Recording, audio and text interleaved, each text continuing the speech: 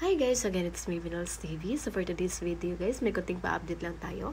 Ito yung tungkol sa bagong post ni Sara Garcia. Pero bago ang lahat, huwag niyo muna kalimutang i-subscribe at i-hit ang notification bell button para updated din sa mga bago kong upload. So yun nga guys, present pala si Sara sa laro kahapon ni Jobs.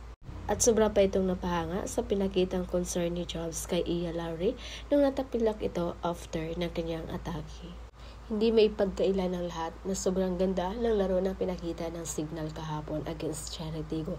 Yun nga lang, hindi sila nagtagumpay na may panalo nila ang laban. Pero ayon pa sa kanilang mga fans, parang nanalo din daw ang Signal dahil lagi nakasuporta ang isang Sara Garcia.